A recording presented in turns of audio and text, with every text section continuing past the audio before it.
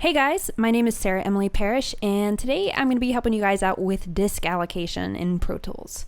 If you've had disk allocation problems before, then you understand how frustrating it can be. For those who don't know, disk allocation is basically where you tell Pro Tools to put your audio files. Each time you record something, it has to put the audio file somewhere, and if Pro Tools puts it in the wrong spot, then there's going to be about a million things that can and probably will go wrong.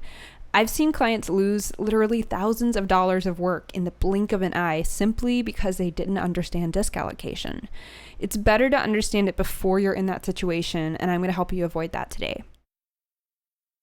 So when you first create a new session, you can see that Pro Tools creates a folder with the session name.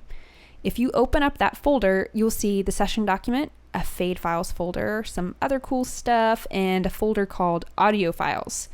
Now, as soon as you record your first piece of audio, Pro Tools is going to put it in this folder. To double check this, you can go to the setup menu and go to disk allocation. You can see that it's directing the audio to the right folder. There's the name of the hard drive that we're working on, and there's the name of the session. Awesome. Now, that's what should happen by default, and most of the time nothing will go wrong, but sometimes bad things happen to good people.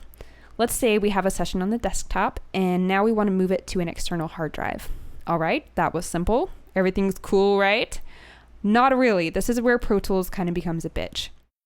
If Pro Tools is open when you move this session, and then you open it up in its new location where you just put it, things are going to start going crazy.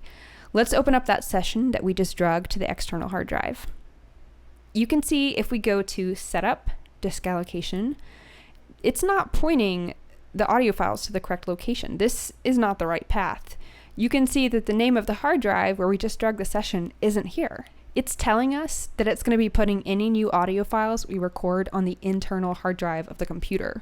So when we record anything, it's going to put those audio files in this new random location, not the external hard drive where our session is. So here's what's so dangerous about what just happened.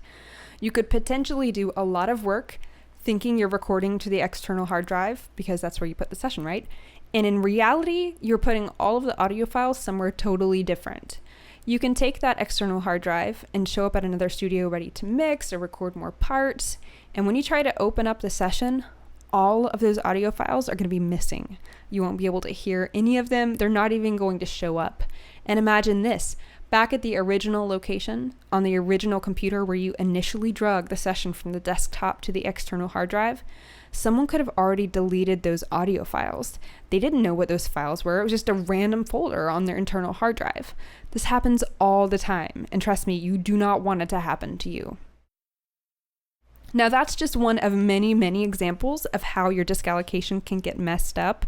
But no matter how you screw up your disk allocation, there's a lot of ways. There's one simple way to avoid having problems.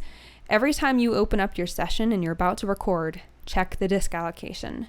Go to the setup menu, choose disk allocation, and make sure that it's showing the correct path. If it's not, all you have to do is hit the little arrows on the right-hand side and select the correct location. For me, I know that I drug this session to the external hard drive called SE-DOS, and that's where I'm working. So I'm going to select SE-DOS. Voila. Now if I record anything, it's going to put the audio files where they belong. So that's what this all boils down to. No matter what you do, no matter how hard the little Pro Tools gremlins try to hide your audio files from you, if you check your disk allocation right away when you open up your session, you're not going to have any problems. It seems simple, it seems dumb, but I've seen really amazing pro engineers make the mistake of not checking their disk allocation, and about 25% of the time, something will go wrong. It always comes back to bite you in the butt. You do not want to lose hours or days or weeks of work, so check your disk allocation every time. Trust me.